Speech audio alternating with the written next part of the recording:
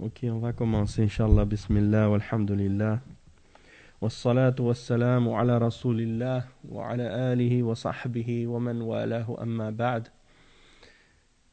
On va commencer donc le cours d'aujourd'hui, le cours 32 dans l'explication de Sharh Manzoumat al-Adab du Cheikh al-Mardawi, rahimahullah.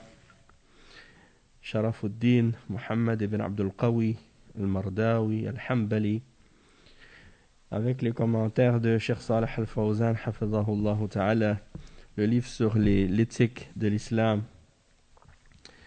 et les règles éthiques de la charia, les bonnes manières, le bon comportement. Et on était rendu dans le chapitre au sujet de Silatul Rahim, c'est-à-dire le fait de garder les liens de parenté, les liens de sang, et l'interdiction de briser les liens de parenté, et également la bonté envers les parents. Et aussi on parle également dans ce chapitre d'être égal envers les enfants, de pas être injuste envers les enfants en privilégiant certains et en négligeant d'autres, ou en étant plus favorable à certains et puis de priver les autres. Ça crée de l'injustice. Et plus tard également, ça crée des conflits entre les enfants. D'accord? Donc c'est très très dangereux, très grave. Et ça a créé des fois parmi les gens, ça a même fait des guerres, des choses comme ça. Hein? Surtout quand c'est des parents qui ont par exemple un pouvoir ou une richesse ou une autorité, et puis que quand ils meurent par exemple, après ça crée les guerres entre les enfants par la suite. Hein? Surtout dans les familles royales, les familles des gouverneurs, des dynasties ou des choses comme ça. Ala kulli hal, on était en train d'expliquer au dernier cours que Allah Azza wa Jal, il nous ordonne la bonté envers les parents et le fait d'obéir les parents dans le bien, même si ces parents-là sont des kuffars. Même si tes parents sont des kuffars, tu dois leur obéir dans le bien. Et le Cheikh al-Mardawi, il dit dans le vers, parce qu'on avait lu au dernier cours, وَلَوْ كَانَ ذَا كُفْرٍ وَأَوْجَبَ طَوْعَهُ سِوَى فِي حَرَامٍ أَوْ لِأَمْرٍ مُؤَكَّدٍ. Donc ici il dit, tu dois obéir à tes parents, hein, ton père et ta mère, même s'ils sont des kuffars, sauf dans le haram, hein, ou dans quelque chose qui est établi, qui est certain dans l'islam. Et donc le cheikh, il explique cette partie-là, parce qu'on a expliqué au dernier cours l'obligation d'obéir aux parents et d'être bon envers les parents, même si c'est des kuffars. Et il y a des versets dans le Coran à ce sujet-là, et ça, on a expliqué ça au dernier cours. Maintenant, la suite, hein, l'autre partie du vers, il dit siwa fi haramin fala tuti' walidaka fil haram wa in jahadaka ala an tushrika bi ma laysa laka bihi ilmun fala tuti'huma wa sahibhuma law qala laka waliduka utruk al-islam aw اذهب معي إلى زيارة القبور لدعائها وعبادتها والذبح لها والنذر لها أنا والدك اذهب معي أعني وساعدني على ذبح القرابين للأموات أو دلني على الضريح خذ بيدي ودلني على الضريح أو ساعدني فلا تطعه لأنه لا طاعة لمخلوق في معصية الخالق وقال تعالى وتعاونوا على البر والتقوى ولا تعاونوا على الإثم والعدوان فلا تطعه على معصية الله من فعل محرما أو ترك واجبا أو من فعل محرم أو ترك واجب لو قال لك لا تصلي أو لا تصلي مع الجماعة لا تطعه. Donc le cheikh il dit, sauf dans quelque chose qui est haram, tu ne dois pas obéir à tes parents dans ce cas-là. Tu ne dois pas obéir à ton père, tu ne dois pas obéir à ta mère dans ce qui est haram. Et ça, c'est une chose importante parce qu'il y a beaucoup de musulmans, des parents musulmans qui disent à leurs enfants, lorsque leurs enfants pratiquent l'islam, qu'ils sont des mauvais enfants ou qu'ils ne sont pas des bons enfants ou qu'ils ne respectent pas leurs parents. Pourquoi ils leur disent ça? Parce que lorsqu'ils ordonnent à leurs enfants des choses ou qu'ils demandent à leurs enfants des choses qui sont haram ou des choses qui sont contraires à l'islam, ces parents-là disent « Ah, tu m'obéis pas, donc t'es pas un respectueux, tu respectes pas l'islam. Hein? Tu dis que tu es musulman, que tu pratiques la religion, hein? Mais tu obéis pas à tes parents. » Pourquoi? Parce qu'ils ont cru que l'obéissance aux parents, elle est absolue. Comme l'obéissance à Allah et aux messagers. Or, ce n'est pas le cas. L'obéissance de l'enfant pour ses parents, ou de la femme pour son mari, ou de l'individu pour le dirigeant, elle est restreinte et limitée à ce qui n'est pas un péché, à ce qui n'est pas interdit en islam. Donc, tu n'as pas le droit d'obéir à tes parents dans ce qui est haram. Et Allah Azza wa Jal, il dit dans plusieurs versets dans le Coran, et si ils te forcent tous les deux, c'est-à-dire tes parents, à faire du shirk avec moi en associant ce dont tu n'as aucune science, alors ne leur obéis pas. Mais sois pour eux un bon compagnon. Hein? Accompagne-les dans la dunya, dans le bien. Hein? Mais s'ils te demandent de faire le shirk ou de faire quelque chose qui est haram, tu n'as pas le droit de leur obéir dans ces choses-là. Et le cheikh, il explique, il dit, si ton père, il te dit, laisse l'islam, abandonne l'islam, quitte l'islam, ou bien viens avec moi pour adorer les tombes, hein, faire des sacrifices aux tombes, pour adorer les morts. Je suis ton père, tu dois m'obéir. Hein, viens, aide-moi, on va ramener les sacrifices pour donner, pour les morts, pour égorger pour les morts, pour sacrifier pour les morts. Ou indique-moi où est-ce qu'elle est telle ou telle tombe pour que j'aille l'adorer. Prends ma main et amène-moi jusqu'à la tombe d'un tel pour que je l'invoque ou pour que je l'adore en dehors d'Allah. Aide-moi là-dedans. Le cheikh dit, dans ce cas-là, tu lui obéis pas.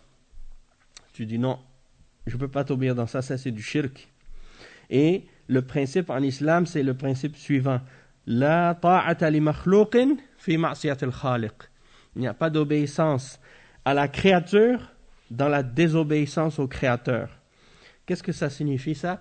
Ça signifie que si une créature te demande de désobéir à Allah ou t'ordonne quelque chose qui implique de désobéir à Allah, eh bien tu n'as pas le droit de lui obéir dans cette chose-là. Hein, tu dois refuser de lui obéir parce que tu dois obéir le créateur et une créature n'a pas le droit de t'ordonner ou de t'imposer de désobéir à ton créateur. C'est ça que ça signifie. Même si c'est un dirigeant, même si c'est un pays ou une loi d'un pays, hein, ou que c'est une loi dans une charte, hein, que des êtres humains ont écrite. Hein, il y a des gens aujourd'hui, ils écrivent des chartes et ils font des chartes et ils demandent aux gens de les respecter. Sauf que dans ces chartes, il y a des choses qui sont en contradiction avec l'islam. Est-ce qu'on a le droit d'obéir à ces chartes? Non, on n'a pas le droit. On a seulement le droit d'obéir à ces chartes si elles n'impliquent rien de contradictoire avec l'islam. Mais du moment qu'elles impliquent quelque chose de contradictoire avec l'islam, on n'a pas le droit d'obéir à ce qui contredit à l'islam dans ces chartes. Peu importe qui les a écrites. Et donc, que ce soit un musulman ou que ce soit un non-musulman, un musulman ou un kafir, peu importe. S'il a écrit une charte qui implique qu'on doit désobéir à Allah, ou qu'on doit faire quelque chose de haram, contraire au Coran, ou contraire à la Sunna, ou contraire à l'ijma', dans ce cas-là, on n'a pas le droit d'obéir à ça. Et le cheikh, il dit ici dans le texte, il mentionne comme exemple aussi le verset 2 dans Surat Al-Ma'idah, dans lequel Allah Azza wa Jal, il donne une règle générale qui dit « Wa ta'awanu ala al-birri wa taqwa wa la ta'awanu ala al-ithmi wa al-udwan » Ça veut dire quoi? Ça veut dire Voilà, ta'awanu. Al-mu'awana, qu'est-ce que ça veut dire? Ça vient de al-aoun. A'ana, yu'inu. Ça veut dire d'aider. Hein? Iyyaka na'budu wa iyyaka nasta'in. Nasta'in, ça veut dire on demande l'aide. Donc, ta'awanu, ça veut dire le fait de s'entraider les uns les autres. Al-mu'awana, ça veut dire tu aides les autres et les autres t'aident. C'est ça que ça veut dire. L'aide mutuelle. C'est ça, l'entraide, la collaboration, la coopération. C'est ça que ça veut dire. Donc, Allah, il dit, entraidez-vous les uns les autres ala al-birri wa taqwa, sur la bonté et le fait de se préserver d'Allah et la piété. Wala ta'awanu, et ne vous entraidez pas les uns les autres ala al-ithmi wal-udwan. Al-ithm, c'est le péché. Et al-udwan, c'est la transgression. Donc, ne vous entraidez pas et ne collaborez pas les uns avec les autres dans le péché. Donc, tout ce qui est un péché, tout ce qui rentre dans les interdictions, tout ce qui rentre dans ce que Allah a interdit ou son messager, sallallahu alayhi wa sallam, on n'a pas le droit de s'entraider là-dedans. Hein? Quelqu'un, par exemple, des exemples simples que je vais vous donner pour voir que c'est des fois des choses qu'on n'imagine même pas, on n'y pense même pas. Quelqu'un est au coin de la rue, par exemple, il va te dire est-ce que tu as du feu pour allumer ma cigarette? Est-ce que tu as le droit de l'aider pour allumer sa cigarette? Non. Pourquoi? Parce que fumer, c'est haram. Et il détruit sa santé, tu n'as pas le droit de l'aider à détruire sa santé, même s'il veut. Hein? Quelqu'un, par exemple, il te demande un service pour faire quelque chose de haram. Par exemple, une fille qui veut passer un message à un garçon à qui elle veut parler ou des choses comme ça. Et toi, tu sers de messager. Elle te donne le message, tu vas lui remettre la lettre. Hein? Est-ce que tu as le droit de l'aider dans ça? Non. Alors là, les gens ils vont dire, ah mais on est des amis, on doit s'entraider. On doit s'entraider quand on est des amis. Si on est des vrais amis, on s'entraide dans la vérité. On s'entraide dans le bien. On ne s'entraide pas dans le péché. Et donc ça s'applique pas seulement aux parents, mais ça s'applique entre les êtres humains de façon générale. On ne doit pas s'entraider les uns les autres dans ce qui est un péché ou dans ce qui est haram. Mais on doit s'entraider dans tout ce qui est bon et dans tout ce qui est bien et dans tout ce qui amène le bien. D'accord? Si quelqu'un il a besoin d'aide, même pour quelque chose qui n'est pas bien ni mal, quelque chose qui est neutre. Hein? Par exemple, quelqu'un qui veut déménager, par exemple. Hein? Déménager, ce n'est pas obligatoire et ce n'est pas interdit. Tu as le droit de changer d'un appartement à un autre si tu veux. Hein? Et ça n'implique pas quelque chose de haram, ça n'implique pas quelque chose d'obligatoire ni d'interdit. Donc, si tu l'aides à faire ça, c'est une bonne action que tu fais, quand même. Hein? Parce que tu l'aides à transporter ses meubles ou ses choses, et donc ça lui rend service. Donc, c'est un bien que tu fais. Donc, on s'entraide dans le bien de cette façon-là aussi. Mais si c'est quelqu'un, par exemple, tu l'aides, par exemple, tu l'aides, par exemple, pour marcher, pour venir à la mosquée, parce qu'il est aveugle.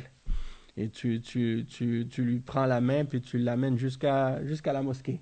Ça, c'est une bonne action que tu fais. Tu l'aides dans le bien. Et ainsi de suite. Il y a beaucoup d'exemples comme ça. Donc, la même chose aussi avec les parents. Hein? Ton père, par exemple, il n'est pas musulman.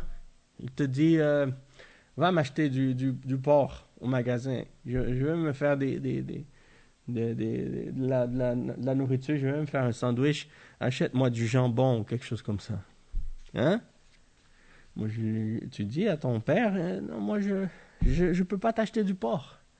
Je peux t'acheter du bœuf, je peux t'acheter du mouton, je peux t'acheter n'importe quelle viande, du poulet.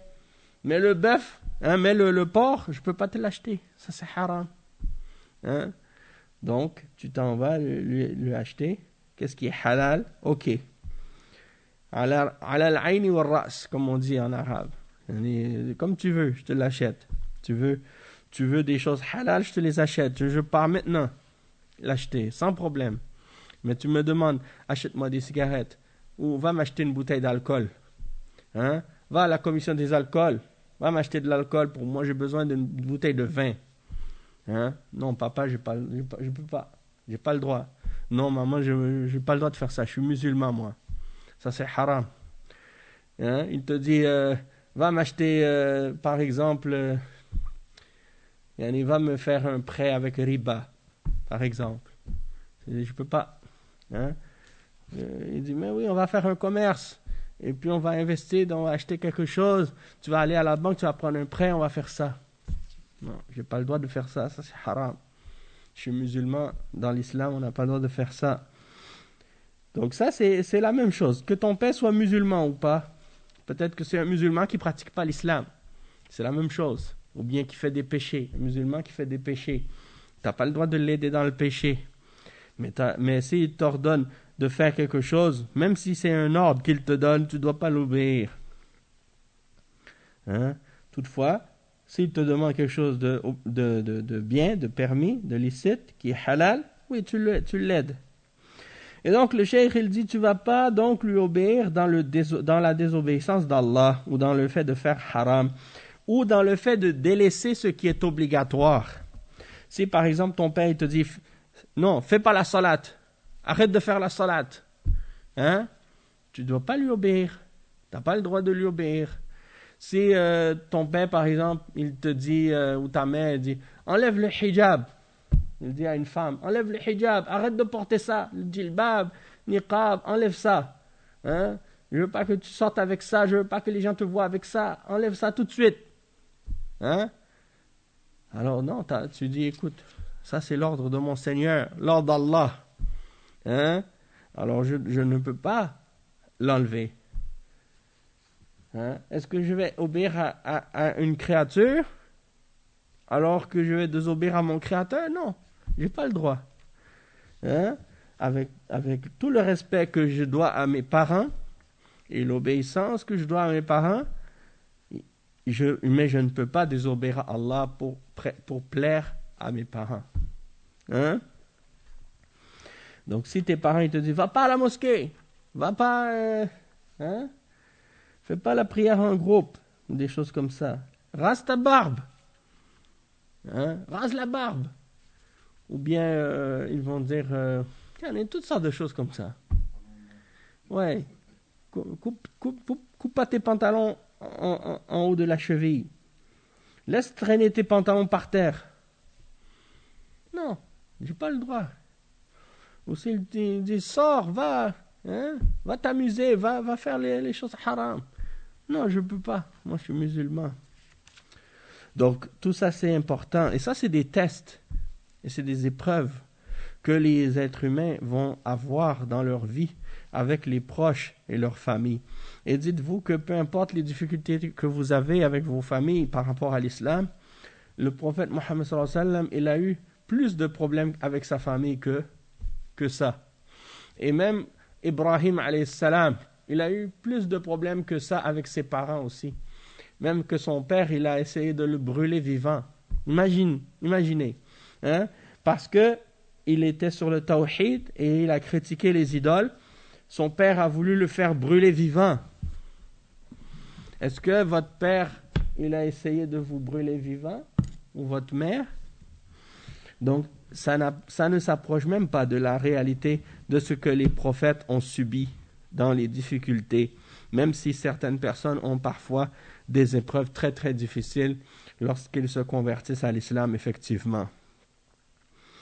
Allahul Musta'an. Mais ça fait partie des tests. Le verset suivant, ou le vers suivant plutôt, dans le poème, le cheikh dit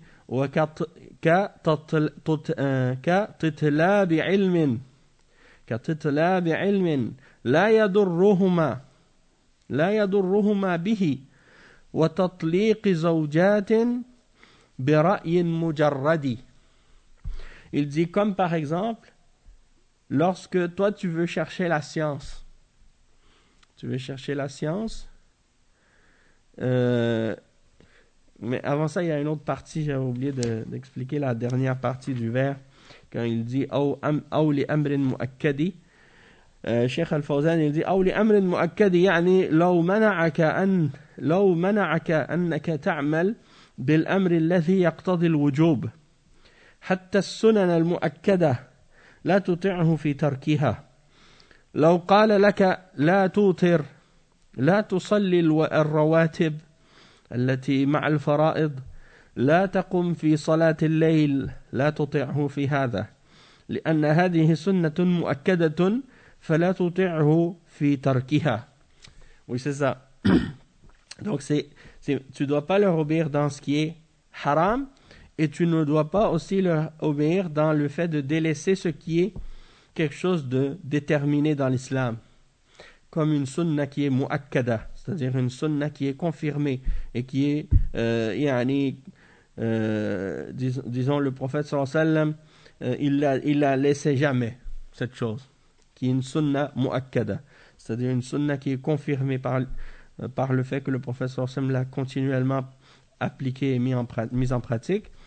Et le cheikh il dit, c'est-à-dire que si ton père ou ta mère il t'empêche de faire quelque chose qui implique une obligation, même des choses qui ne sont pas obligatoires mais qui font partie des sunan qui ont été confirmées par le prophète sallallahu alayhi wa sallam par rapport à leur importance, alors dans ce cas-là ne leur obéis pas dans le fait de les délaisser ces choses-là. C'est comme par exemple si tes parents ils te disent de ne pas faire le witr ou de ne pas faire les prières avant et après les obligations, ou de faire la prière la nuit, de prier la nuit. Ne leur obéis pas dans ça, parce que ça c'est des sunnahs qui sont mu'akkada. Alors on ne leur obéit pas dans le fait de les délaisser. Et ensuite le cheikh il dit وكتطلاب علم لا يضرهما أو لا يضرهما به وتطليق زوجات برأي مجرد. Ça veut dire que si par exemple tu veux aller chercher la science, tu veux aller voyager pour apprendre l'islam et que ça ne leur cause aucun tort parce qu'ils n'ont pas besoin de toi, dans ce cas-là tu peux y aller. Ou bien ils t'ordonnent de divorcer ta femme, sauf qu'ils le font uniquement pour une opinion qui n'est pas basée sur rien de la religion. C'est juste une opinion qu'ils ont comme ça, qui n'est pas basée sur un ordre de l'islam. Alors dans ce cas-là, tu n'as pas à leur obéir dans ça. Et c'est important aussi de spécifier juste par rapport à ça que si tes parents t'ordonnent ou t'interdisent de faire quelque chose qui n'est pas contraire à l'islam et que c'est pour ton bien, dans ce cas-là tu devrais leur obéir si c'est par le bien, d'accord? Mais si c'est parce que des fois il y a des gens qui désobéissent à leurs parents, même quand leurs parents leur ordonnent de faire quelque chose de bien. Puis quand donc c'est pour dire que tu dois obéir dans le bien, et s'ils t'ordonnent le mal, là tu dois désobéir. Mais il y en a, ils obéissent dans le mal, quand leurs parents leur ordonnent de faire quelque chose de haram, ils le font. Mais quand ils leur ordonnent de faire le bien, ils l'écoutent pas. Ils n'écoutent pas leurs parents. Et c'est la même chose aussi avec les dirigeants. Parfois les gens, si le dirigeant il leur ordonnait de faire quelque chose de haram, ils le font.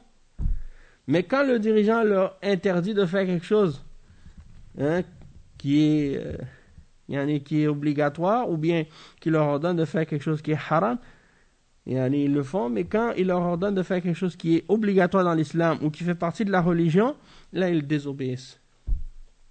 C'est la contradiction que tu trouves chez certains qui obéissent dans le haram mais qui désobéissent dans qu'est-ce qui est en accord avec la religion. Ensuite le cheikh il explique, donc il dit كَتَطْلِيبِ عِلْمٍ لَا يَضُرُّهُمَا بِهِ لَوْ مَنَعَكَ مِنْ طَلَبِ الْعِلْمِ نظرنا فإن كان عليه مضرة في كونك تطلب العلم بأن يكون محتاجا لك للبقاء عنده وخدمته ومساعدته فإنك تقدم طاعته. أما إذا كان ما يتضرر بذهابك لطلب العلم فلا تطعه في ترك طلب العلم. وهذا هو التفصيل في هذه المسألة التي يسأل عنها كثير من الناس. يقول والدي يمنعني من طلب العلم، نقول له هل على والدك ضرر إذا ذهبت؟ يقول لا، ما عليه ضرر. نقول له لا تطعه ولا تترك العلم. وإن قال عليه ضرر قلنا له ادفع الضرر عنه، لأن حقه متأكد عليك فادفع الضرر عنه. Donc il dit le cheikh que si par exemple tu veux chercher la science et lui il veut t'empêcher de partir étudier, supposons que tu veux aller étudier dans un pays musulman avec les ulama, ou que tu as été accepté dans une université islamique comme l'université de Médine et que tu veux partir, le cheikh dit dans ce cas-là on va regarder la situation. Si le fait que tu partes va lui causer un tort, parce qu'il a besoin de toi, il faut que tu restes auprès de lui pour le servir et pour l'aider, parce qu'il est vieux, parce qu'il est malade ou parce qu'il est dans le besoin. Alors, dans ce cas-là, tu dois donner précédence à son obéissance et à le servir. Il dit toutefois, si il n'aura aucun tort dans le fait que tu partes et qu'il n'a pas besoin de toi pour que tu sois là pour l'aider dans quoi que ce soit, alors dans ce cas-là, ne lui obéis pas dans le fait de délaisser la quête du savoir et talab al-ilm. Et donc c'est ça, il dit le détail de la situation, parce qu'il y a beaucoup de gens qui posent cette question. Cheikh il dit, il y a beaucoup de gens qui posent cette question et ils disent, mon père m'empêche de chercher la science ou d'étudier, ou ma mère m'empêche d'aller étudier la science.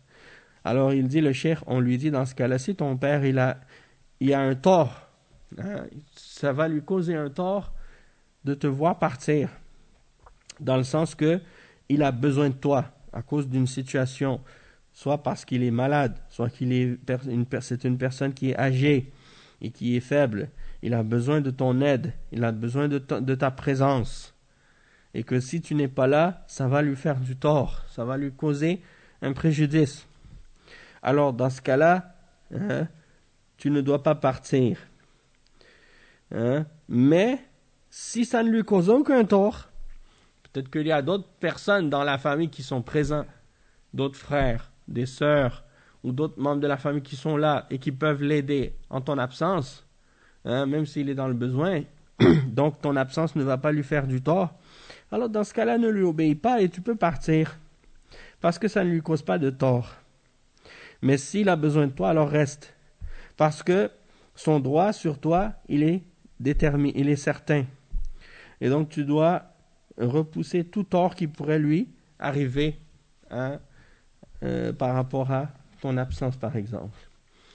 Ensuite, le cheikh il explique, il dit وَتَطْلِيقُ زَوْجَاتٍ بِرَأْيٍ مُجَرَّدٍ وكذلك إذا أمرك والدك بطلاق زوجتك بدون مسوغ شرعي وزوجك مستقيمة وليس عليها مأخذ في دينها ولا عرضها وإنما الأمر نفسي فقط أو هوى فلا يلزمك طاعتهما في ذلك فلا تطلق زوجتك من أجل رغبتهما النفسية لأن أبغض الحلال عند الله الطلاق وهذا ليس للوالد منه غرض صحيح إنما هو مجرد هوى فلا تطعه في ذلك والوالد والوالدة سواء في هذا أما إذا كان هناك ملحظ شرعي إذا كان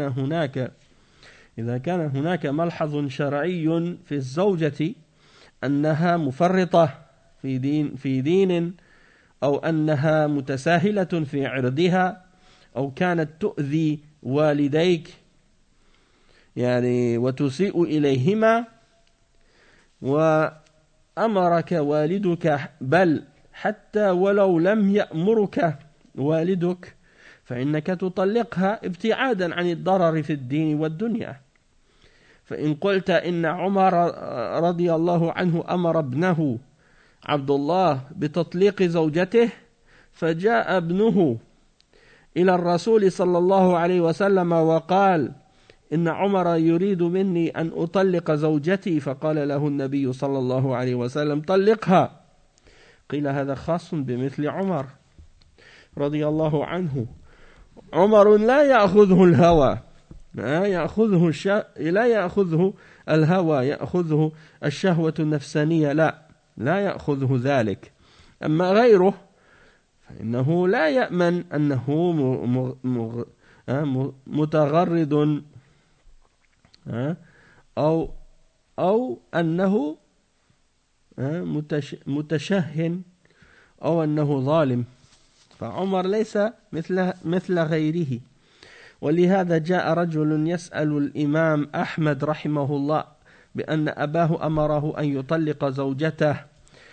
قال له أحمد رحمه الله لا تطلقها. قال أليس عمر لما طلب طلاق زوجة ابنه طلقها؟ قال هل أبوك مثل عمر؟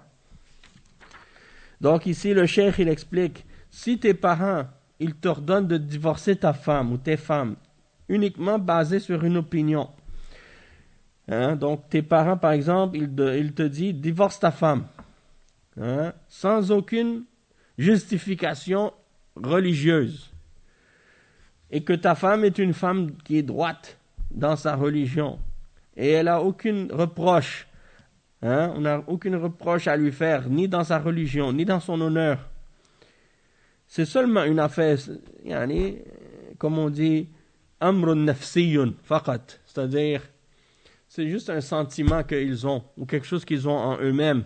Ils veulent plus ils aiment pas cette femme-là. C'est quelque chose qu'ils ont une passion ou quelque chose qu'ils ont un sentiment, ou comme on dit des fois les gens ils disent j'ai un pressentiment. Des fois c'est le shaitan, Allah al-musta'an. Et donc dans ce cas-là tu n'es pas obligé de leur obéir dans ça. Donc ne divorce pas ta femme pour leur désir, ou pour les satisfaire dans leur désir à ce moment-là, parce que la chose que Allah déteste le plus c'est le divorce parmi les choses halal. Et il dit, et il n'y a pas d'intérêt ou de justification valide ici dans ce cas-là. C'est seulement basé sur la passion, alors n'obéis pas dans ce cas-là. Peu importe que ce soit ton père ou ta mère qui te demande de la divorcer. Il dit, mais si par contre il y a des observations ou des reproches religieux à lui faire, parce qu'elle est négligente dans la religion, ou parce qu'elle est une personne qui est laxiste dans son honneur, elle se laisse aller, elle ne préserve pas son honneur, ou elle fait du tort à tes parents et elle agit mal envers eux, alors dans ce cas-là, si ton père t'ordonne, ou même s'il ne t'ordonne pas de la divorcer, mais toi tu la divorces pour éloigner le mal qu'elle peut causer dans la religion ou dans la dunya. Et il dit, et si quelqu'un dit par exemple, oui mais Omar il avait ordonné à son fils Abdullah de divorcer sa femme, et il est allé voir le prophète Mohammed sallallahu alayhi wa sallam et il lui a dit, ô messager d'Allah, Omar il m'a ordonné, il veut que je divorce ma femme. Et le prophète sallallahu alayhi wa sallam lui a dit, divorce-la. Subhanallah. Alors le cheikh il répond, il dit, ça c'était spécifique à Omar. Il dit, c'est particulier pour Omar. Pourquoi? Parce que Omar il ne se base pas sur la passion et il ne se laisse pas diriger par ses intentions ou par ses passions ou ses intérêts ou par l'injustice. Donc s'il a ordonné ça à son fils, c'est parce qu'il y avait une raison valide. Et donc Omar il n'est pas comparable à d'autres, et le prophète sallallahu alayhi wa sallam il a mentionné le niveau, le degré de Omar, C'est un homme qui était droit. Et en même temps, il dit, si Omar il prend un chemin, le shaitan il prend un autre. Donc c'est connu ça. Omar était un homme dur pour la vérité. Il s'accrochait fermement à la vérité. Il ne se laisse pas aller par la passion. Et donc ici, il dit le cheikh, ça c'est spécifique à Omar. Et il dit, c'est pour ça qu'il y a un homme qui est venu voir l'imam Ahmad ibn Hanbal à l'époque. Et il lui a posé la question. Il a dit, mon père, il m'a ordonné de divorcer ma femme. Alors l'imam Ahmad lui a dit, ne la divorce pas. Alors il a dit, n'est-ce pas que Omar avait ordonné à son fils de divorcer sa femme? Et il l'a divorcée à ce moment-là. Alors l'imam Ahmad il lui a répondu, il lui a dit quoi? Il lui a dit, est-ce que ton père il est comme Omar? Est-ce que ton père il est comme Omar? Donc ça c'est l'exemple qu'il a mentionné ici. Ensuite, le cheikh il dit, wa ahsin ila ashabihi ba'da mawtihi wa naffidh wasaya minhu fi husni ma'hadi. Donc il dit également, sois bon envers ses compagnons après sa mort et exécute son testament de la meilleure façon. Donc ici le cheikh il explique sa signification. Il dit لما فرغ من بيان بر الوالد في حياته ذكر أيضا أنه يكون بره بعد موته وقد جاء رجل يسأل النبي صلى الله عليه وسلم لما مات أبوه قال هل بقي من بره شيء؟ قال نعم يعني تصلي له مع صلاتك تصلي له مع صلاتك وتنفذ وصاياه وتحسن إلى أصحابه. أي نعم. ومع هذا وكذلك الدعاء له والاستغفار له وهذا من البر به بعد موته لقوله صلى الله عليه وسلم أو ولد صالح يدعو له رب اغفر لي ولوالدي. فيبقى من البر من بر الوالد بعد موته أولا الدعاء له وهو معنى يعني تصلي له مع صلاتك يعني تدعو له مع دعائك لأن الصلاة يرد بها الدعاء فتدعو له مع نفسك. هذه واحدة. الثانية يعني تنفذ وصاياه التي تتمشى مع الشرع أما الوصايا الباطلة والجائرة فلا. الثالثة يعني إن كان عليه ديون تقضيها وهذا من البر به. والرابعة إذا كان له أصحاب يودهم ويودونه فإنك أيضا تحسن إليهم وتصلهم برا بوالدك. Donc ici le cheikh il explique que une fois que le cheikh il a terminé de parler de l'obéissance aux parents et la bonté envers les parents pendant leur vie, quand ils sont vivants, eh bien il a mentionné également comment on peut être bon envers nos parents après leur mort. Et il a dit, il y a un homme qui est venu voir le prophète sallallahu alayhi wa sallam et lui a posé la question lorsque son père est mort. Et ça c'est rapporté par Abu Daoud ainsi que Ibn Majah. Et c'est un hadith connu. Il dit, qu'est-ce que je dois faire envers mon père une fois qu'il est mort? Est-ce qu'il y a encore des choses que je peux faire pour être bon envers lui? Il a dit, oui. Le prophète sallallahu alayhi wa sallam a dit oui. Quand tu fais un dua pour toi-même, tu pries pour ton père en même temps. Tu fais un dua pour ton père aussi. Et tu exécutes son testament et tu dois être bon envers ses compagnons et ses amis. Donc les amis de ton père, tu vas être bon envers eux. Comme si c'était tes parents. Dans le sens que tu vas agir avec eux et tu vas être bon envers eux en souvenir de ton père ou de tes parents. Comme ils étaient ses amis, donc toi tu vas être bon envers ses amis aussi. Et il dit, de même que le dua pour eux, tu fais des duas pour eux et tu demandes pardon pour eux, ça fait partie aussi du bon comportement envers tes parents après leur mort. Ça c'est bien entendu à condition qu'ils soient morts musulmans. Parce que s'ils sont morts sur une autre religion, sur du kufr et du shirk, alors dans ce cas-là, non, on n'a pas le droit de faire des du'as pour eux. Mais s'ils sont morts musulmans dans l'islam, dans ce cas-là, oui, tu fais des du'as pour eux. Et il dit, la preuve de ça, c'est que le prophète sallallahu alayhi wa sallam, il dit « Aw waladun salihun yad'u lah » c'est-à-dire parmi les choses qui restent à une personne après sa mort. C'est-à-dire même quand il meurt, ça continue pour lui à être une bonne action. C'est lorsqu'il a laissé un enfant pieux qui fait des du'as pour lui. Et il mentionne le verset dans Surat Nuh, dans lequel Allah Azza wa Jal, il dit Nuh alayhi salam, il dit « Oh mon Seigneur, pardonne à moi ainsi qu'à mes parents. » Et donc il reste de la bonté envers les parents après la mort de nos parents.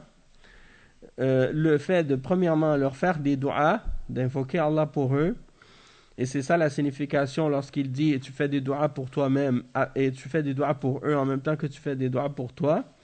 Donc tu invoques Allah pour tes parents qui sont morts. Et as-salat ici ça veut dire le du'a. Donc tu fais des du'as pour toi-même et tu invoques Allah pour tes parents aussi. Donc ça c'est le premier point. La deuxième chose que tu peux faire aussi pour tes parents après leur mort, wa alaykum salam wa rahmatullah, c'est que tu vas exécuter leur testament. Donc si par exemple ils ont écrit un testament pour laisser des biens à certaines personnes, donc tu dois exécuter leur testament. Le cheikh il dit à condition que ce testament-là soit juste et qu'il soit en accord avec l'islam. Et on sait que parmi les conditions du testament en islam, c'est qu'il ne doit pas dépasser 1/3 de tes biens. Et qu'il ne peut pas inclure un de tes héritiers. Parce que le testament, c'est seulement pour ceux qui ne sont pas tes héritiers. Puisque les héritiers, eux, ils ont une part prédéterminée par Allah dans la charia. D'accord ? Donc, le testament ne peut pas inclure un héritier et ne peut pas dépasser 1/3 de tes biens. C'est le cas, est-ce que ça annule le testament ? Oui, dans ce cas-là, il ne va pas s'appliquer. Si le parent, il a, par exemple, légué plus que le tiers, alors on ne va pas l'appliquer.